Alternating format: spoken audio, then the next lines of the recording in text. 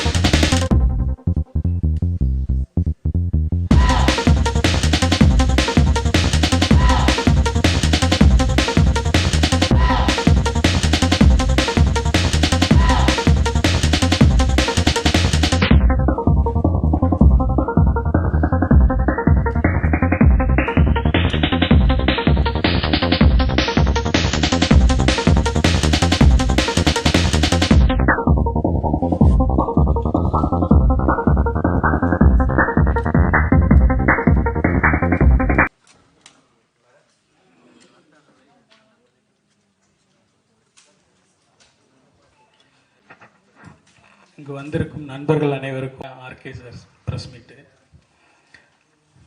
ஓரிடம் நில்லாத நதி தான் தொட்டு செல்லும் பாதையெல்லாம் பசுமையை விதைக்கும். பொழியும் வான்துளிகள் பாரபட்சமற்று யாவருக்காகவும் மலைத்தோகை விரிக்கும். அதுபோல் மாந்தர்களில் சிலர் தன் பாதையை தனக்காக மட்டும் இல்லாமல் தன்னை சுற்றி இருப்பவர்களுக்கும் உடன் பயணிப்பவர்களுக்கும் சேர்த்தே வகுத்துக் கொள்வார்கள். பயனடைதல் தனக்கு என்று மட்டுமே இல்லாமல் 100 குடும்பங்களையும் ஒரு தலைமுறையையும் சேர்த்தே பயனடை செய்தல் தலைமை பண்புமிக்கவர்களின் செயல். நதி போலவும் வான் துளி போலவும் மற்றவர்களுக்காக யோசிக்கும் தலைமை பண்பு கொண்டவர் நடிகர் ஆர்கே அவர்கள். இப்போது அவர் நடிகர் ஆர்கே என்று மட்டும் அழைக்கப்படாமல் மதிப்புமிக்க மன்னர்களால் வழங்கப்படும் கிரீட முத்துக்களையும் ஒரு தமிழனாக ஏற்று வந்துள்ளார். மிக உயர்ந்த பட்டமான டான் ஸ்ரீ என்ற பட்டத்தை அட்ஜே டரிசலம் நாட்டு மன்னரின் கரங்களால் பெற்றுள்ளார். நடிகர் ஆர்கே இப்போது Tan Sri Dato Sri doctor Radhakrishnan என்று அழைக்கப்படுகிறார். நம் தமிழ் சினிமாவின் முக்கிய அங்கமான அவருக்கு கிடைத்திருக்கும் இப்பெருமையை நாமும் பகிர்ந்து கொள்ளவே இந்த சந்திப்பு. இனி நீங்களும் Tan Sri Dato Sri doctor RK அவர்களும் இனி உங்களுடன் அவர் கலந்துரையாடுவார்.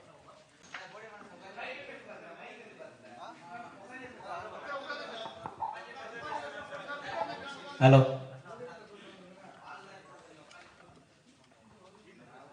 அதாவது வாழு கையில் இருந்தால் பரவாயில்ல, பின்னால் இருந்தால் தப்பு. அனைவருக்கும் வணக்கம்.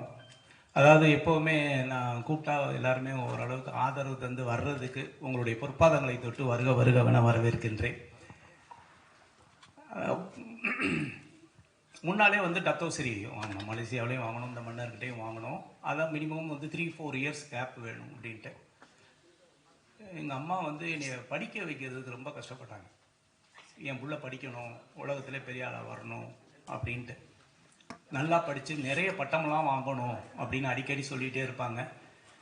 முதல்ல என்னை பெற்ற தாய்க்கு இந்த தான்சிரி பட்டத்தை என்னை சமர்ப்பிக்கிறேன். என் தாய் அவங்க இப்போ உயிரோடு இல்லை, இருந்தாலும் அவங்க எண்ணத்தை நான் நிறைவேற்றிக்கிட்டு இருக்கேன். அதான் உண்மை. இந்த பட்டம் பொறுத்த வரைக்கும் நிறைய ஒரு 4-5 ப்ராடக்ட் கண்டுபிடிச்சிருக்கோம். இன்னோவேட்டிவாக சினிமாவில் இருக்கிறோம். தன்னம்பிக்கை பேச்சு உண்டு. இன்றைக்கி 2000 குடும்பங்களுக்கு வாழ்வாதாரமாக வேலை கொடுத்துக்கிட்டு இருக்கேன் இந்தியாவில். விஐபி ஹேர் கலர் ஷாம்பு மூலமாக, ஃபேக்ட்ரி மூலமாக, மார்க்கெட்டிங் மூலமாக. அது இல்லாமல் சினிமாவில் இருக்கிறோம், நடிச்சுக்கிட்டு இருக்கோம், அதெல்லாம் வேறு. இந்த சைடு ஏவிஎம், இந்த சைடு விஜயவாகினி. இதுக்கு இடையில் சினிமாவுக்கு என்னால் முடிஞ்ச ஒரு சிறிய உதவியாக இந்த ஏசி ஃப்ளோரு 3 ஃப்ளோர் இந்த இடத்துல கட்டி வச்சுருக்கிறேன். இதுவும் சினிமா தான், சினிமாவுக்கு இன்வெஸ்ட்மெண்ட் தான். சினிமாவில் எத்தனையோ பேர் சம்பாரித்து வெளியே இன்வெஸ்ட் பண்ணிகிட்டு இருக்காங்க. நான் வெளியில் சம்பாரித்து ஒரு சினிமாவுக்கு இன்வெஸ்ட் பண்ணிகிட்டு இருக்கேன். இன்றைக்கி இந்த இடத்துல இருந்த எல்லா ஸ்டுடியோவும் போய் எல்லாமே அப்பார்ட்மெண்ட்டாக மாறி பெட்ரூமாக மாறிடுச்சு. டப்பிங்கு ரீரெக்கார்டிங் பெட்ரூமில் நடந்துக்கிட்டு இருக்கு. இப்போ ஷூட்டிங் வேணும்னா எல்லோரும் இப்போ வந்து காஞ்சிபுரம் போக வேண்டியிருக்கு. ஆனால் அதை மீறி சினிமாவில் என்னால் முடிஞ்ச ஒரு இது இந்த ஆர்கே ஸ்டுடியோ, அதில் தான் இப்போ உட்காந்து முதல் பேட்டி உங்கள்கிட்ட. இந்த அவார்டு பொறுத்த வரைக்கும் ஆல்ரெடி நான் 18 நாட்டில் சிறந்த பேச்சாளர், தன்னம்பிக்கை, மோட்டிவேட்டர் பேசுவார் அப்படின்னு சொல்லி கொடுத்துருக்காங்க டாக்டர் பட்டம். அதை மீறி நிறைய ப்ராஜெக்ட் பண்ணிகிட்டே இருக்கிறேன். பெரும்பாலும் சினிமாவில் இந்த மாதிரி அவார்ட்லாம் நிறைய நடக்கும், தமிழ்நாட்டிலேயும் நடக்கும், இந்தியாவில் நடக்கும். என்ன இருந்தாலும் ஆஸ்கார் வாங்குறது தான் எல்லாருமே பெருமையாக நினைப்பாங்க. இல்லை வந்து இட்டாலியில் போய் வாங்கினா நல்லதுன்னு நினைப்பாங்க. வெளிநாட்டிலேருந்து ஒரு மன்னர் வந்து ஒரு அங்கீகாரம் அப்படிங்கிறது தமிழனுக்கும் தமிழன் செய்கிற தொழிலுக்கும் ஒரு வரவேற்பு உண்டு. விஐபி ஹேர் கலர் ஷாம்பு அப்படிங்கிறது உலகத்திலே இல்லாத, க்ளவுஸ் போடாமல் அப்படியே தொடலான்னு சொன்னேன், வெளிநாட்டுக்காரையும் ஏற்றுக்கல. தமிழ்நாட்டில் இருக்க ஒருத்தன் கண்டுபிடிச்சிருக்குது, அது எப்படி சாத்தியம்? வெளிநாட்டில் மார்க்கெட்டிங் போன உடனே நிறுத்திடுவான். நான் அழகாக சொல்வது உண்டு, தமிழ்நாட்டில் செருப்பு ஃபேக்ட்ரி வச்சுருக்கவங்க அமெரிக்காவில் செருப்பு தைக்கிறதுக்கு அனுமதிக்க மாட்டாங்க, நம்ம போக முடியாது. ஆனால் அமெரிக்காவில் செருப்பு தைக்கிறவன் இந்தியாவில் என்ன வேணாலும் பண்ணுறதுக்கு அனுமதி உண்டு. அப்படி நம்மளை அலோவ் பண்ணுறதில்ல. உங்கள் கண்டுபிடிப்பா, இந்தியாவில் கண்டுபிடிச்சிருக்கீங்களா, அதெல்லாம் இல்லை அப்படின்னு. என்னால் வந்து உலக அரங்கில் போராட முடியலை. நீங்கள் க்ளவுஸ் எல்லாம் பயன்படுத்தலாம், கண்டுபிடிச்சிருக்கேன். இந்திய அரசாங்கம் 20 ஆண்டுகள் எனக்கு பேட்டர்ன் கொடுத்துருக்காங்க, இன்டலெக்சுவல் ப்ராப்பர்ட்டி அப்படின்ட்டு. சர்டிஃபிகேட் காமிச்சா கூட ஒத்துக்கல. யோ என்ன பண்ணால் தான் ஏன் ஒத்துக்குவீங்கன்னு கேட்டால், இல்லை சார் அது இந்தியா சைனா அதெல்லாம் அப்படிங்கிறான். அப்போ ஒரு முடிவெடுத்து லண்டனில் போய் கின்னஸ் வேர்ல்ட் ரெக்கார்டு ஆஃபீஸில் அப்ளை பண்ணி, உலகத்திலே வெறுங்கையில் பயன்படுத்தக்கூடிய ப்ராடக்டை ஒரு தமிழனா ஒரு இந்தியனை நான் கண்டுபிடிச்சிருக்கேன், ப்ரூவ் பண்ணுறேன்னு சொல்லி 1000 பேர் தலையில் ஹேர் கலர் இது கிரே ஹேரோடு இருக்கிறவங்களுக்கு ஹேர் கலர் பண்ண வச்சு, வெறுங்கையில் பண்ண வச்சு, கையில் ஒட்டலைன்னு ப்ரூவ் பண்ணதுக்கப்புறம் தான் உலக மார்க்கெட்டில் நான் என்ட்ரி ஆனேன். ஏன்னா இன்னைக்கு இந்தியர்கள் தொழில் செஞ்சாலும் தமிழர்களாக இருந்தாலும் உலக மார்க்கெட்டில் அங்கீகாரம் கிடைக்கல. இந்த அங்கீகாரத்துக்கு ஒரு படிக்கட்டாக தான் இதை நான் பார்க்குறேன். வெளிநாட்டில் இருந்து ஒரு மனத்தை தொழில் செய்கிறாங்க, ஒரு பண்ணுறாரு, இந்தாங்கன்னு சொல்லும்போது வெளிநாட்டில் போகும்போது நமக்கு ஒரு விசிட்டிங் கார்டாக இருக்குது. அதான் உண்மை.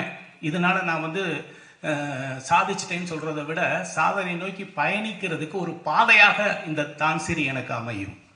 கின்னஸ் வேர்ல்ட் ரெக்கார்டும் அப்படி தான். கின்னஸ் வேர்ல்ட் ரெக்கார்டு படைச்சிருக்கேன், கையில் ஒட்டாதுன்னு சொன்னப்போ எல்லாரும் வரவேற்றாங்க.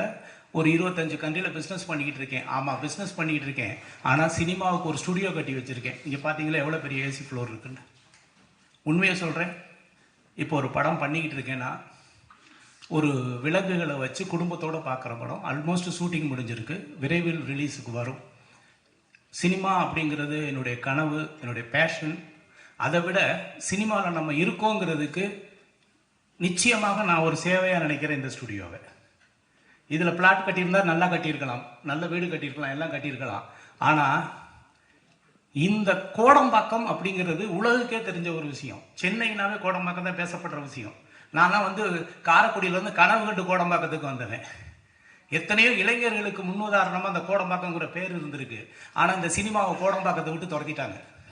இப்போ கோடம்பாக்கத்தில் இல்லை சினிமா. என்னன்னாலும் இருக்கணும்னு நினச்சி தான் இந்த ஸ்டுடியோ கட்டியிருக்கேன். ஆதரவு தாருங்க. நான் சினிமாவில் வந்து படம் எடுக்கலைன்னு நினைக்கிறத விட, படம் எடுக்கிறத விட முக்கியம் இந்த மாதிரி ஒரு சினிமாவுக்கான ஒரு தளத்தை உருவாக்கணும் அப்படின்னு நினச்சது பண்ணியிருக்கிறோம். அவங்க வந்து அங்கீகாரம் கொடுத்த ஒரு சர்டிஃபிகேட் இருக்கு. அந்த மன்னர் இருந்தாலும் என்னுடைய பேச்சும் என்னுடைய உழைப்பையும் பார்த்துட்டு அவர் வந்து கிட்டத்தட்ட ஒரு 400 ஆண்டுகளுக்கு முன்னால் இருக்கிற ஒரு வாளை வந்து எனக்கு பரிசளித்தார். அவருடைய மகன் அதே மாதிரி ஒரு பரிசளித்தாங்க. நினைவு சின்னம் அப்படிங்கிறது அவங்கள பொறுத்த வரைக்கும் அதை எடுத்துகிட்டு போங்க, நாங்கள் லெட்டர் தரோம் இது உங்களுக்கு அப்படின்னு அவருடைய வீடியோலாம் கொடுத்துருக்கேன் ஜானுக்கிட்ட. இந்த என்னால் தூக்க முடியல, நான் உண்மையாக அதை தூக்க முடியல. ஏன்னா சினிமானா ஒரு அட்டக்கத்தி கொடுத்துருவாங்க, அழகாக பெயிண்ட் அடித்து இப்படி சிக்ஸின்னு சனிடலாம். இது ஒத்த கையில் பிடிச்சி இப்படி நிப்பாட்டுறதுக்கு ஒரு ஸ்டில்லுக்கு நான் படாத கஷ்டப்பட்டேன், கையை ஆடிச்சு விடு விடு விடுன்னு. அந்த காலத்தில் வந்து வீரம் அப்படிங்கிறது இந்த வாழை தொட்டு பார்க்கும்போது தெரியும் ஒருத்தனுக்கு வந்து எவ்வளோ பெரிய வீரம் இருந்திருக்கும், அந்த வீரத்துக்கு அவன் எவ்வளோ தகுதியானவனாக இருந்தால் அந்த வாழை எடுத்து ஃபைட் பண்ணியிருப்பாங்க அப்படின்ட்டு. இப்போவும் யுத்தம் நடக்குது உலக லெவலில். கம்ப்யூட்டர் கேம்ஸ் பார்த்த மாதிரி இருக்கு. நீங்கள் வேணால் பாருங்கள், அப்படி தான் இருக்குது. கம்ப்யூட்டர் கேம் மாதிரி தான் இருக்குது. எத்தனையோ யுத்தம் பார்த்துக்கிட்டு இருக்கோம். அந்த காலத்தில் களத்தில் இறங்கி அவங்களுடைய வீரத்தை காட்டின வாள், அவங்கனால இதை எடுத்து வீச முடியும்னு காட்டின வாள். இப்போ அப்படிலாம் இல்லை. கம்ப்யூட்டர் உலகமாக மாறிடுச்சு. யுத்தம் வேற மாதிரி போயிட்டு இருக்கு. டிஜிட்டலில் போயிட்டு இருக்கு, ஏஐயில் போயிட்டு இருக்கு. ஆனால் எனக்கு இந்த வாழை பரிசளித்தது பெருமையாக நினைக்கிறேன். அதை இந்தியாவுக்கு எடுத்துகிட்டு வந்திருக்கேன். அதை உங்கள்கிட்ட காமிக்கிறதும் சந்தோஷத்தை பகிர்ந்துக்கிறதா நினைக்கிறேன். மகிழ்ச்சி. வேற ஏதாவது நீங்கள் கேள்விகள் இருந்தால் கேட்கலாம். இந்தா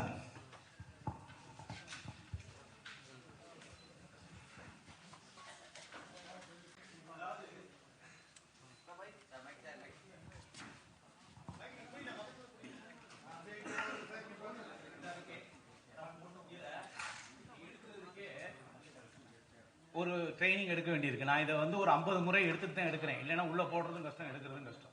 இதோடைய வெயிட் அந்த மாதிரி. இதில் எழுதியிருக்கிறத பாருங்க.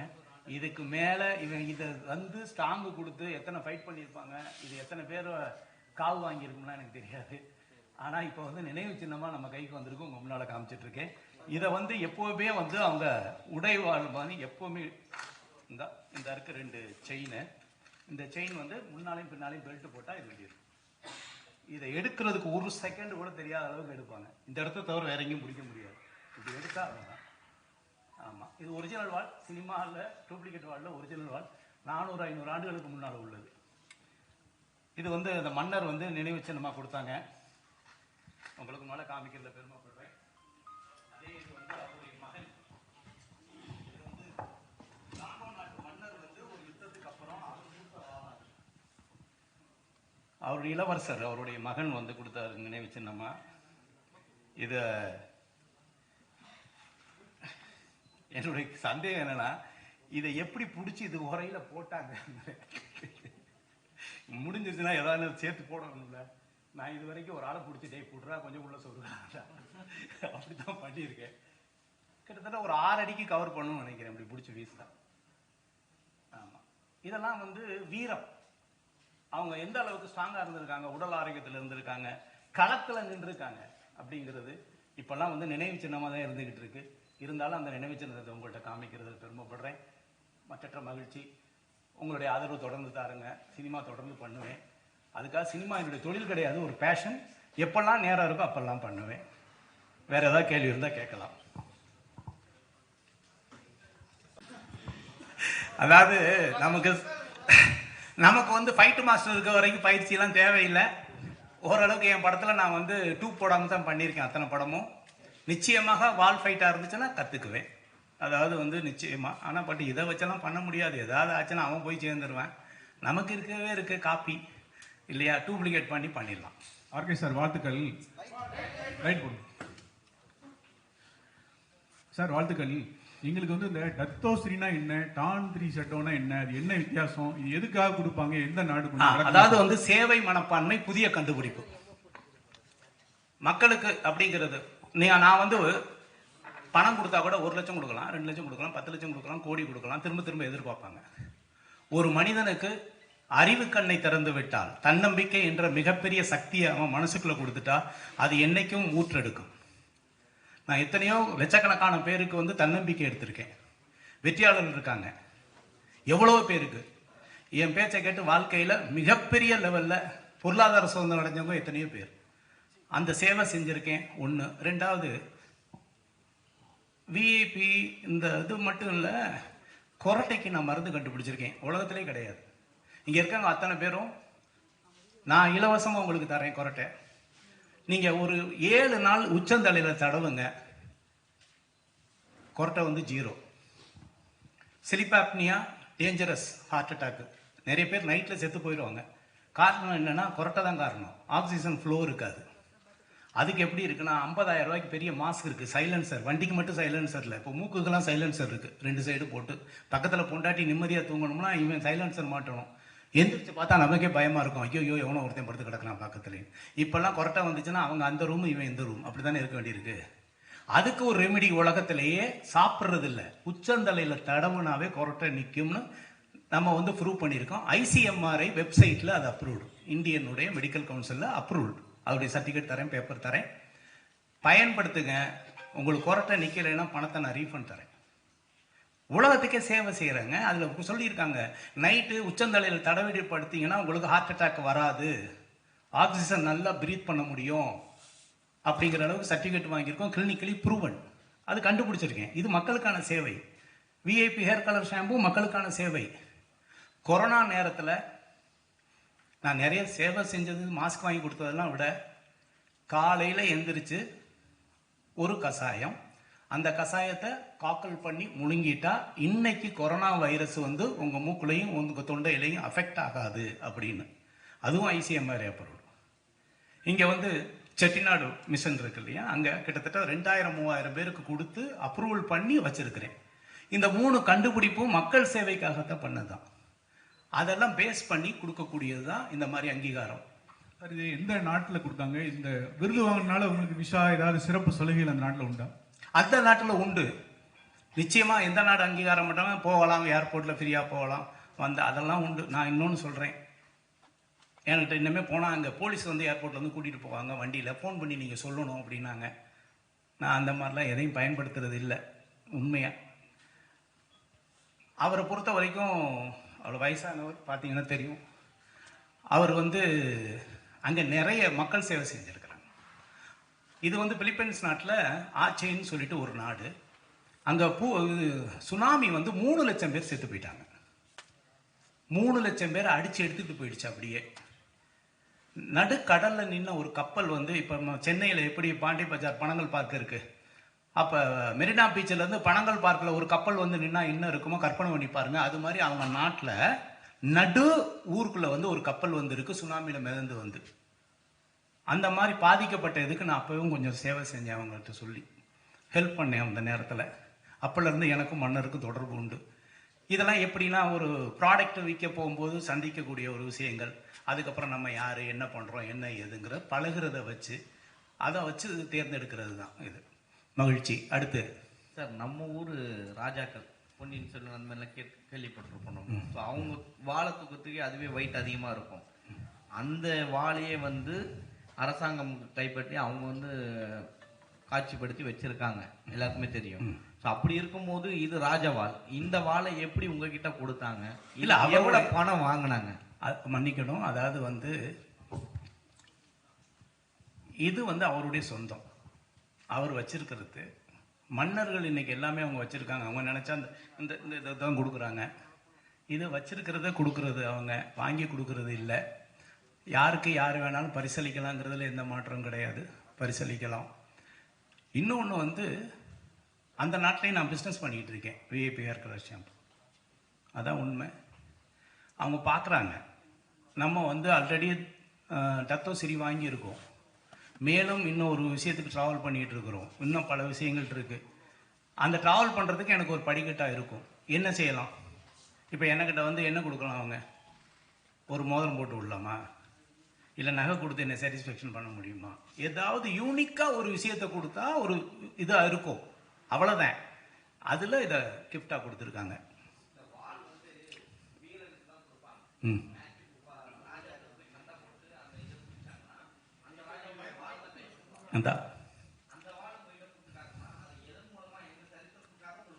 மனிதர்களோட எண்ணத்தை மாற்றி அமைக்கக்கூடிய வீரனாக நான் இருக்கிறேன். இன்னைக்கு வந்து ஒரு மனிதனுடைய எண்ணம், ஒருத்தன் தற்கொலை பண்ணிக்கிறான்னு வைங்க, அவனுடைய எண்ணம். ஒருத்தன் மனித வெடிகுண்டாக மாறுகிறான் என்றால் அது அவனுடைய எண்ணம் கிடையாது, இன்னொருத்தன் மோட்டிவேட் பண்றான். தன்னுடைய இடுப்பிலே தானே ஒரு குண்டை கட்டிட்டு அதை பட்டன் அமைக்கி ஒருத்தன் சாவுடான்னு சொல்லணும் ஒருத்தன் மோட்டிவேட் பண்றான்னு வைங்களேன். இந்த ஆயுதத்தை விட வார்த்தை என்ற ஆயுதம் மிகப்பெரியது.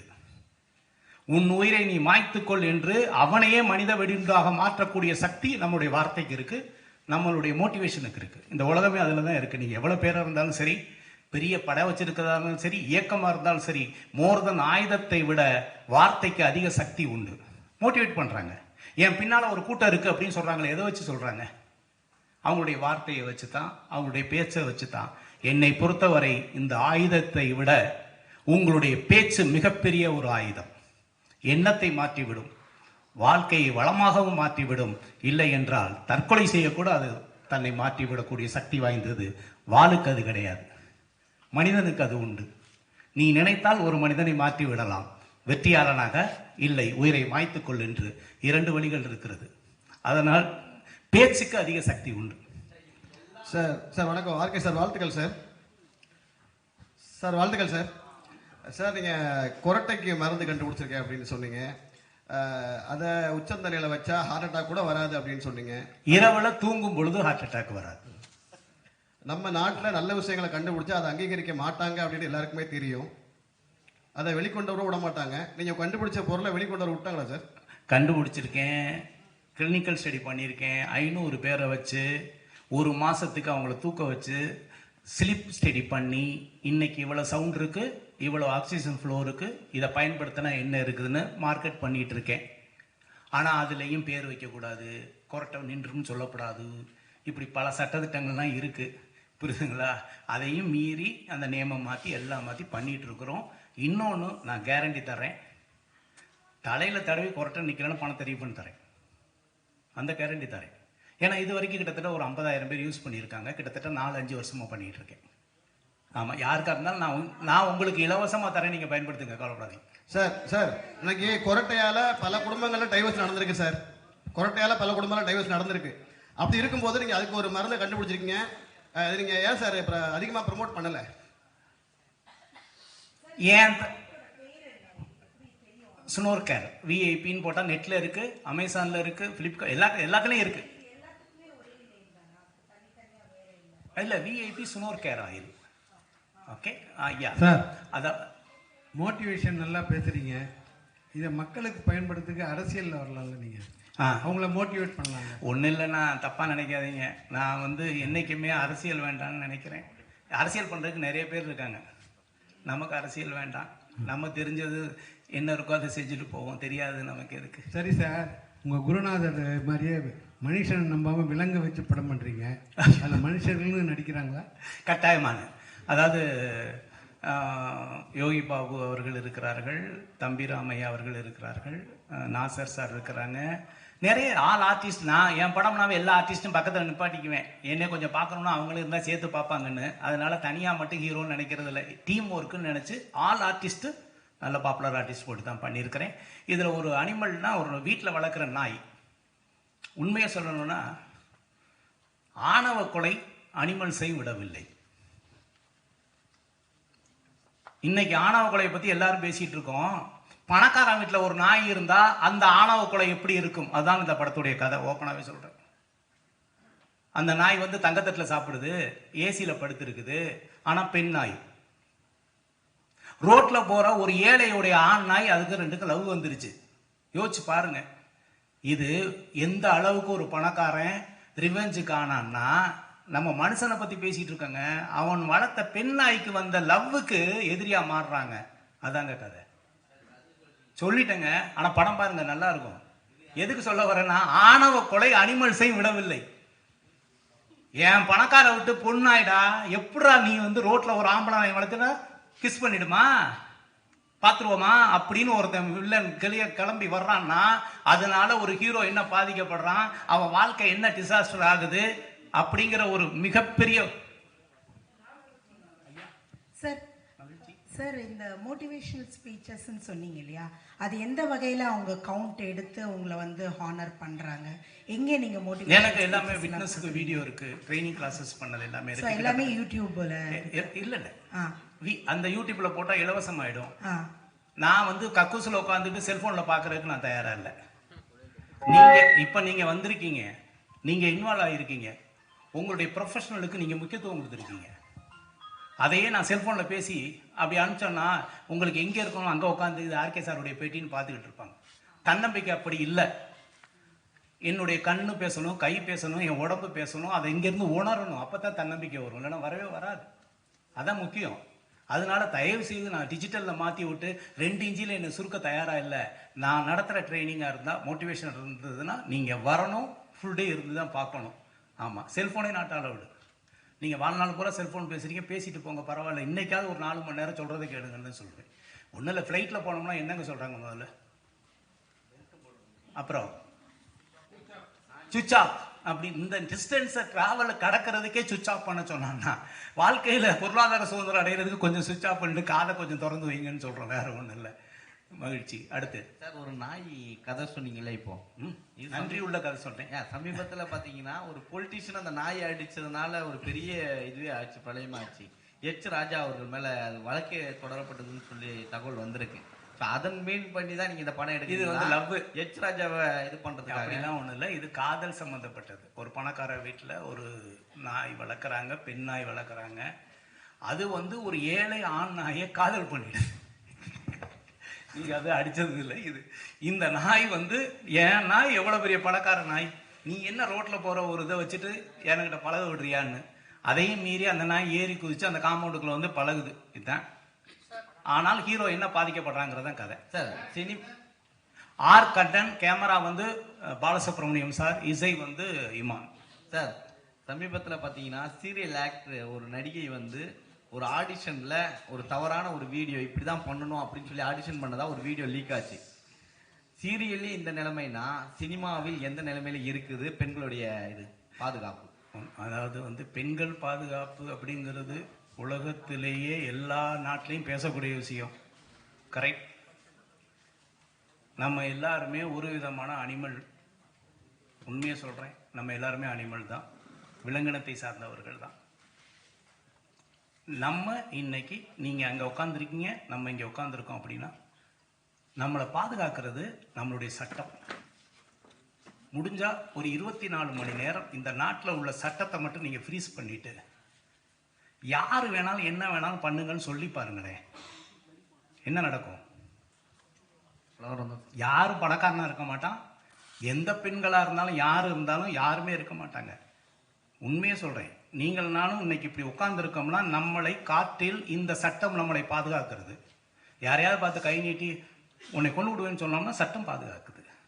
கையை பிடிச்சி இழுக்கலாம்னு சொன்னா சட்டம் பாதுகாக்குது. இதை மீறி தவறுகள் நடக்கிறது அப்படிங்கிறது நடந்துகிட்டே தான் இருக்கு. இந்த உலகத்துல திருடனா பார்த்து திருத்த ஒழிக்க முடியாதுங்கிற மாதிரி உண்மையாலுமே கடுமையான சட்டங்கள் இருக்கிறது. இன்னும் கடுமையாக்கப்பட வேண்டும்ங்கிறத என்னுடைய வேண்டுகோள். ஆனால் நம்ம யாருன்னு ஒரிஜினலா உங்களுக்கு தெரியணும் அப்படின்னா ஒரு 24 மணி நேரம் இந்தியாவில் இருக்க என்ன எல்லா சட்டத்தையும் ஃப்ரீஸ் பண்ணி வைக்கிறோம். முடிஞ்சா நீ 24 மணி நேரம் வாழ்ந்துக்கடான்னு சொல்லி பாருங்க, நம்ம யாருன்னு இந்த உலகத்துக்கு தெரியும். உண்மையான விலங்கு யார்? இந்த மனிதர்களும் தெரியும். சட்டம் நம்மளை பாதுகாத்துக் கொண்டிருக்கிறது. சட்டம் நம்மளை நிம்மதியாக தூங்க வைத்துக் கொண்டிருக்கிறது. சட்டம் காற்றில் கலந்து நமக்கு பயத்தை காமிச்சு இருக்கு. இதை செய்யாத, அதை செஞ்சிடாத, இதை பண்ணிடாத, அதை பண்ணிடாத, தனியா அப்படி இருக்கு அது அப்படின்னு சொல்லி வச்சிருக்காங்க. சட்டம் தான் இன்னும் கடுமையாக்கப்பட வேண்டும். அந்த பயம் இல்லைன்னா இப்படி வேணா செஞ்சு பாருங்க. நான் சொல்றது செஞ்சு பாருங்க. 24 மணி நேரம் சட்டமே கிடையாது. என்ன வேணாலும் தப்பு பண்ணிக்க, ஜாலியா இருந்துக்க, யாரும் பணத்தை வேணாலும் எடுத்துக்க, யாரை வேணாலும் கையை பிடிச்சி எடுத்துக்க, நீ எதை வேணாலும் பண்ணிக்க சொல்லி பாருங்களேன். இப்ப நான் நேர்மை நாணயம் பேசுற நம்மளுடைய உண்மையான கோணம் என்னன்னு அன்னைக்கு தெரியும். இன்னைக்கு நம்ம இப்படி வாழ்றதுக்கே சட்டம் தான் பாதுகாப்பு. சட்டம் தான் நம்மளை தனித்துவத்தில் வச்சிருக்கு. சட்டத்தை இன்னும் கடுமையாக்கப்பட வேண்டும். சட்டம் இன்னும் மனிதன் மனதில் ஆழமாக பதிய வேண்டும். பயம் இருக்கணும், இல்லைன்னா செஞ்சிருவாங்க. சார், அப்ப மனித ஒழுக்கம்லாம் ஒண்ணுமே இல்லைன்னு சொல்றீங்களா? மனித ஒழுக்கம் இருக்கு. என்னத்துக்கு பின்னால இருக்குன்னா சட்டத்துக்கு பின்னால இருக்கு. யாரையுமே வந்து கோபம் வந்தோடனே கை நீட்டி அடிச்சிடக்கூடாது. கரெக்டா? இதுல ஒழுக்கம் இல்லை, கோபம். நான் வந்து ஒருத்தரை அடிக்கக்கூட, என் தம்பியை நான் அடிக்கலாம், கரெக்டா? ஆனா தம்பியை கூட அடிக்கக்கூடாது, அது சட்டம். அப்ப என்ன சொல்ல வரேன்னா சட்டம் அதை விட காத்துல கலந்துருக்குன்னு சொல்றேன். நமக்கு எப்பாவது ஒரு ட்ரிப் கோபம் வரலாங்க.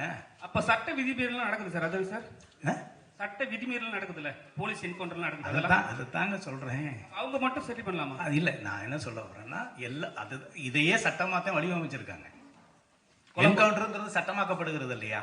என்கவுண்டர் வந்து கொலையாக கருதப்படுகிறதா இல்ல என்கவுண்டர் தற்காலிகமாக நடக்குதா? ஏதோ ஒரு லீகல் பாயிண்ட் எடுத்துக்கிறாங்கல்ல. ஆமா, என்னை பொறுத்தவரை பெண்கள் பாதுகாப்புக்கு இன்னும் கடுமையான சட்டம் இயற்றினால் நல்லது. அவ்வளவுதான். மகிழ்ச்சி சார். இப்ப தமிழ் சினிமால வந்து ரொம்ப நெளிஞ்ச நடிகர்லாம் இருக்காங்க. இப்ப உங்க கூட நடிச்ச வடிவேல் சார் கூட வந்து இப்ப நடிக்கிறதே கிடையாது. சோ இந்த படத்துல நடிக்க வருவாரா? நடிச்சு கூப்பிட்டீங்களா அவரை? ஆல்ரெடி நான் கொடுத்து வச்சு 1 கோடி அவர்கிட்ட பணம் இருக்கு. அவர்கிட்ட கதை சொன்னேன்.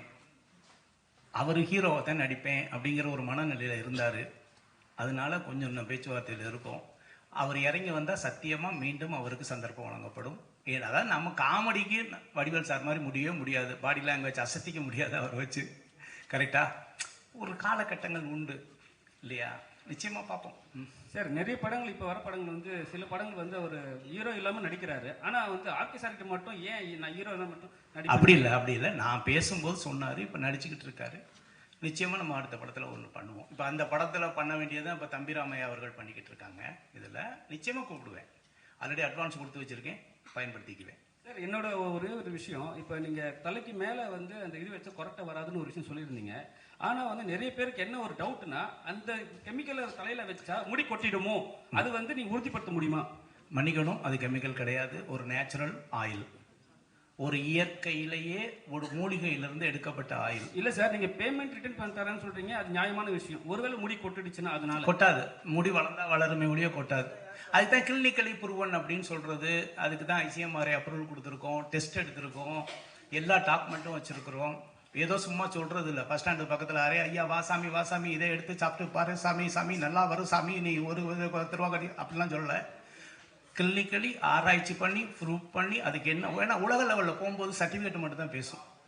இல்லை சார், தமிழ்நாட்டில் வந்து எப்பவுமே ஒரு அரசியல் கட்சி தலைவர்களோ அரசியல்வாதிகளோ மட்டும்தான் வந்து வால் கொடுத்து பழக்கம். ஸோ வால் கொடுத்தாவே அவங்க வந்து ஒரு அரசியல் கட்சியில் போய் சேர்ந்துருவாங்க, இல்லை அரசியல் கட்சி ஆரம்பிச்சிருவாங்க. ஏதாவது நல்லா, ஏன்னா வந்து நீங்கள் வந்து அப்போத்துல நான் ஒரு 2021 நான் கேட்டிருக்கேன் அரசியல் கட்சிக்கு போகிற ஐடியா இருக்கான்ட்டு. நீங்கள் அப்பயே ஸ்டாப் பண்ணிட்டு போயிட்டீங்க. இப்போ ஏதாவது சொல்லுங்கள். வாழ்க்கையில் வந்து நான் இன்னைக்கு ரோல்ஸ் ராய்ஸில் வந்தேன். நான் அரசியல்வாதியாக இருந்தால் ரோல்ஸ் ராய்ஸில் வர முடியாது. முதல்ல நான் கஷ்டப்பட்டு ரத்தத்தை வேர்வையாக்கி நான் கஷ்டப்பட்டு உழைச்சி காசு, அதில் நான் அப்படி ஒரு வாட்ச் போட்டேன்னா ஆர்கே கையில் பார்த்தியா இவ்வளோ பெரிய வாட்ச்சு அப்படின்ட்டு. வேண்டாங்க. சேவை செய்கிறதுனா நான் நேரடியாகவே நான் சம்பாதிக்கிற பணத்தில் எவ்வளோ பேருக்கு சேவை செஞ்சிட்ருக்கேன். அரசியலில் தான் சேவை செய்யணும்னா அரசியல் சேவை செய்ய நிறைய பேர் இருக்காங்க. நான் மக்களுக்கு சேவை செய்யணும்னா நான் சம்பாதிக்கிற பணத்தை நான் நேரடியாகவே மக்களுக்கு செய்கிறதுக்கு தயாராக இருக்கேன். நமக்கு அரசியல் அப்படிங்கிறது ஓட்டு போடுறதோடு என்னுடைய அரசியல் முடிந்தது. நன்றி. சார், அப்போ விஜயோட அரசியல் அதே மாதிரி தான் இருக்குமா? விடுங்க, அடுத்து அது அவர்கிட்ட கேட்கணும்.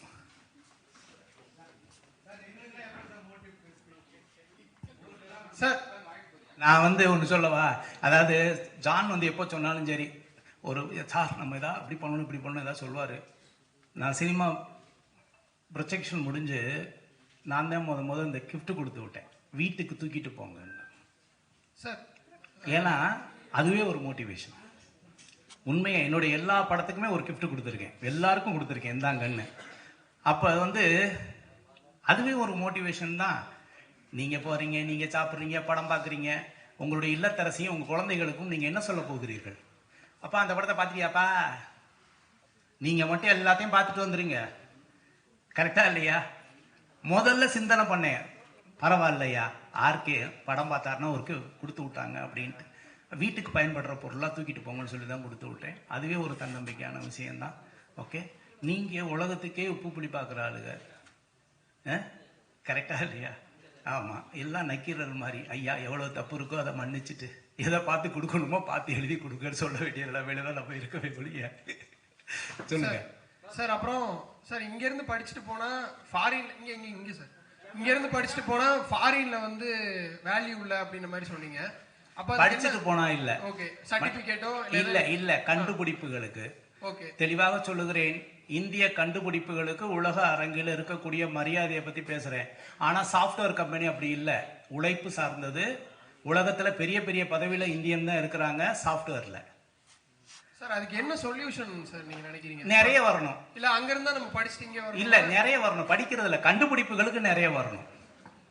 நிறைய வந்து நம்ம கண்டுபிடிக்கணும், புதிய புதிய கண்டுபிடிப்புகள் இருக்கணும், நிறைய கண்டுபிடிக்கணும். அதை வச்சு தான் நம்ம பொருளாதாரத்தில் நம்ம போக முடியும். நிறைய ஃபேக்ட்ரிகள் வரணும், நிறைய இன்னோவேஷன் இருக்கணும். நல்லா யோசிச்சு பாருங்க, இங்க இது பின்னால் இருக்க அத்தனை கேமராவும் எந்த நாட்டு இது சார்? செல்போன் யோசிச்சு பாருங்க. 130 கோடி மக்கள் இருக்கிற இந்த இந்தியாவில் உலக தரம் வாய்ந்த ஒரு கைபேசியை நம்மளால் தயாரிக்க முடிகிறதா? சாம்சங்கும் ஐபோன் தானே வச்சிருக்கோம், யோசிங்க.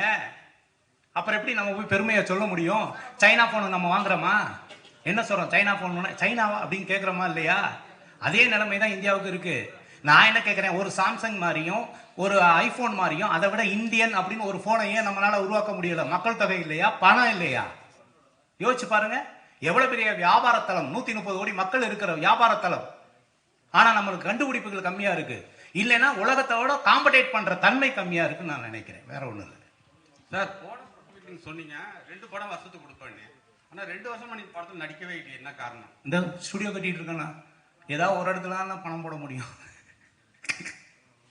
நல்லது.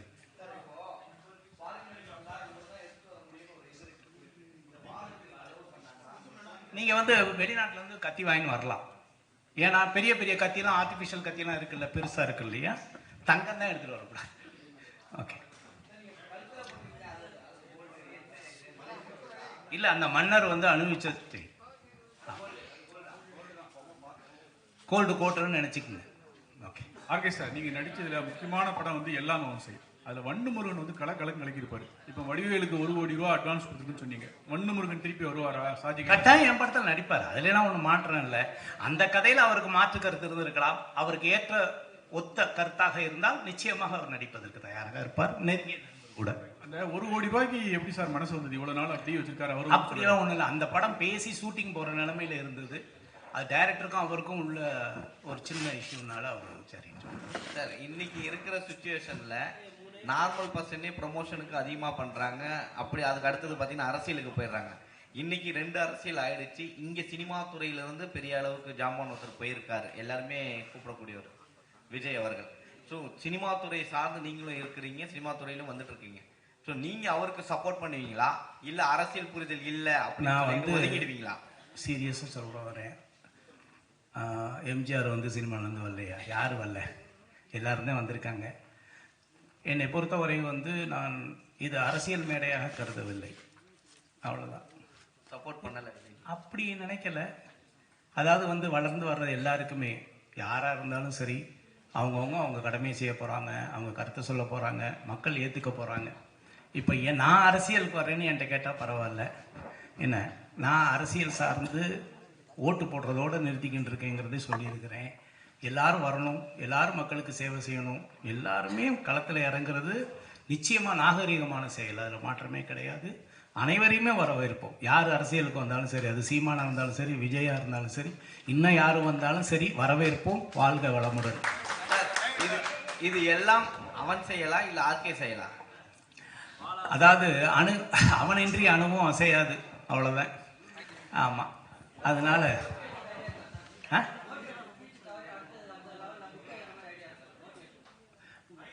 இதை வந்து கிட்டத்தட்ட ஒரு 15 ஆண்டுகளாக இந்த கேள்வி உண்டு. மேபி என்னுடைய கருத்து தவறாக இருக்கலாம். இந்த உலகத்தில் யாரெல்லாம் வெற்றி அடைய முடியும் என்று புத்தகம் எழுதினார்களோ அவர்கள் தன்னுடைய வாழ்க்கையில் சாதிக்க முடியாத ஒரு விஷயத்தை புத்தகமாக மாற்றி காட்டியிருக்கிறார்கள். இதையெல்லாம் செய்தால் நீங்கள் வெற்றி அடைய முடியும் என்று. என்னுடைய லட்சியம் வந்து புக் எழுதுவது அல்ல, சுயசரிதை எழுத வேண்டும் என்பதற்காக இந்த ஆர்கே போராடி கொண்டு இருக்கிறேன்.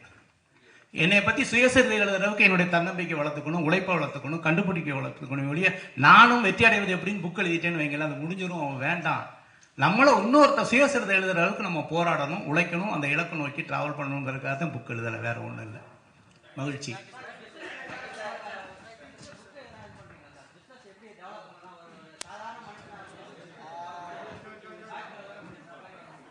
தொழில் வந்து எல்லாருமே வந்து சீக்ரெட் அப்படின்னா நம்ம காப்பி பண்ணிடலாம். தொழிலில் வெற்றி அடைகிறது வந்து சீக்ரெட் கிடையாது, மேஜிக். நகைக்கடை எடுத்துக்கங்க, எல்லாமே 916 KTM தானே. ஒரு நகைக்கடையில் 2000-3000 பேர் உள்ள நிற்கிறான், பக்கத்தில் உள்ள நகைக்கடையில் 4 பேர் உள்ள போகல. நகை தானேங்க, நகை தானே. சீக்ரெட்டாக இருந்தால் நானே பிரிண்ட் அவுட் எடுத்து உங்களுக்கு கொடுத்துருவேனே, இந்த சீக்ரெட்டை பயன்படுத்துக்குன்னு சொல்லிட்டு. மேஜிக் ஆஃப் சக்சஸ்ன்னு ஒன்று இருக்கு. இந்த தொழில வெற்றியாளர்கள் வந்து மேஜிக் ஆஃப் சக்சஸ் தான் பண்றாங்க. ஒரு மியூசிஷியன் மாதிரி தான் இருக்கு. நம்ம கண்ணு முன்னால ஒரு துப்பாக்கி எடுத்து முன்னால ஒரு கண்ணாடி வச்சு இவன் கண்ணில் சுடுறான், கண்ணாடி உடைச்சிக்கிட்டு போகுது, வாயில இருந்து நீங்க சைன் பண்ண புல்லட் எடுத்து காமிக்கிறான். நம்மளும் என்னடா, கழுத்தை வெட்டி அங்க வைக்கிறான், அந்த டேபிள் வச்சு அங்க கொண்டு போய் வைக்கிறான். நமக்கு முன்னால கத்தி எடுத்து சொருகிறான், வெளியில வர்றாங்க. ஆனா நம்ம ஏத்துக்கொள்ற அளவுக்கு அந்த பர்ஃபார்மன்ஸ் இருக்கா இல்லையா, டீம் ஒர்க் இருக்கா இல்லையா? ஒரு பொண்ணை பார்த்து எப்படின்னு அப்படிங்கிற கத்தி எடுத்து சொல்ற அப்படியே இருக்கிற கடைசியில் உயிரோடு சிரிச்சுட்டு வந்துடுறாங்க இல்லையா? சீக்ரெட்டா இருந்தா எப்படி இருக்கும், இல்ல மேஜிக்கா இருந்தா எப்படி இருக்கும்? சீக்ரெட்டா இருந்தா அங்க ரிவீல் பண்ணா ஏதாவது இருக்குமா? ஒண்ணுமே இருக்காது. இந்த உலகத்துல வெற்றியாளர்கள்லாம் மேஜிக் பண்றாங்க, அது எப்படின்னு தெரியல. இன்னைக்கு நகைக்கடை எடுத்துங்க, துணிக்கடை எடுத்துங்க. துணிக்கடை எல்லாருமே துணிக்கடை தானேங்க. அவங்க ஒன்றும் எல்லாமே வந்து தறியில் நெஞ்சு மிஷினில் கொண்டாடுறாங்க, லேபிள் மட்டும் தானே பண்றாங்க. நகை அப்படித்தானே, நகையை நான் சொந்த வீட்டுல இருந்து எடுத்துட்டு வர்றதில்லை, ஒரு மெட்டல் தானே. ஆனா அந்த நகைக்கடையில் 5000 10,000 பேர் உள்ள போறாங்களே, ஒரு நகை கடைக்குள்ள உள்ள செயின் வாங்குறது கூட சார் வாங்க சார், சார் வாங்க சார் அப்படின்னு கூப்பிடுறாங்கல்ல.